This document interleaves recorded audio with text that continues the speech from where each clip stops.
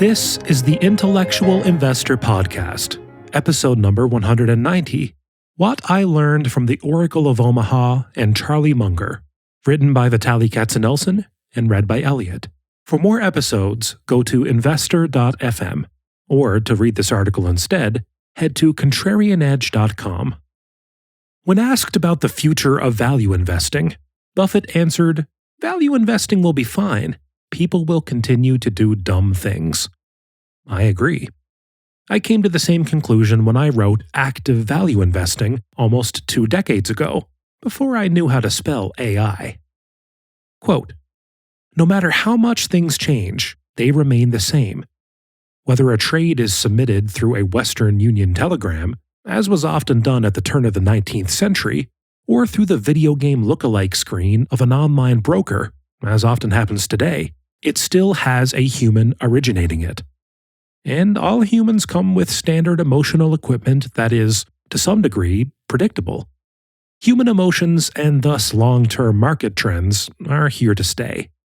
Over the years, we've become more educated, with access to fancier, faster, and better financial tools.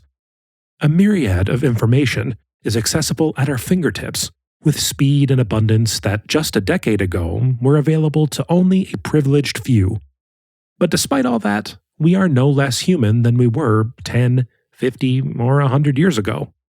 Unless technology and innovation strip away our emotions, we'll behave like humans no matter how sophisticated we become. Unless we completely outsource all of our investment decision-making to computers, markets will still be impacted by human emotions. Emotions are the price and joy of being human." End quote. Buffett also said, "People are trying to outsmart each other in arenas that you don't have to play in. This is a good reminder that you don't get extra points in the market for the degree of difficulty of analysis. I can instantly raise my IQ, I need as much help as I can get, by choosing problems that I can solve." On a morbid topic of wills, Buffett opined that if your kids are reading your will for the first time after you have died, this is a mistake that you won't be able to correct. He is not going to sign a will unless he shares the contents of it with his kids and gets their feedback. Loved this from Buffett. If you want to know how to live your life, write your obituary, and then reverse engineer it so that you can live up to it. In addition, Buffett said, if you want your kids to have certain values, it's important that you live those values and talk about it. I cannot agree more with this. This applies not just to parenting, but being a boss. If I don't practice what I preach, my employees will not take me seriously. Buffett's quote that stuck with me the most was, "I don't know anyone who is kind to die without friends. I know plenty of people with money to die without friends." Having money only attracts friends who value you for your money. Kindness, however, has an everlasting purchasing power. Munger's advice for a good life.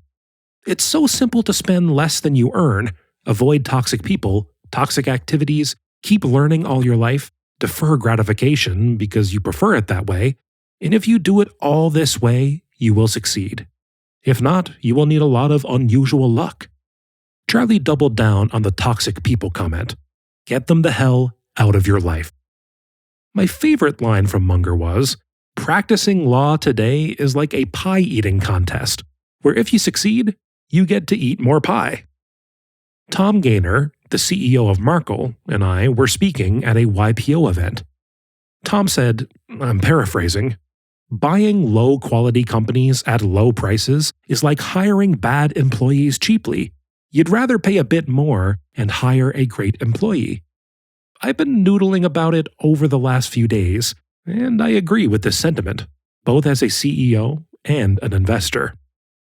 What I've learned over the years is that great employees and companies, run by great people, tend to surprise you with upside. I've painfully learned that bad employees and companies tend to surprise you with downside. They have negative optionality embedded in them. Additionally, it is so much easier to go through tough times with great companies and employees. I don't want to be flippant about the price you pay. At certain prices, even great companies become bad investments, but the point still stands. Avoiding cheap, low-quality companies and hiring mediocre employees is half of the battle.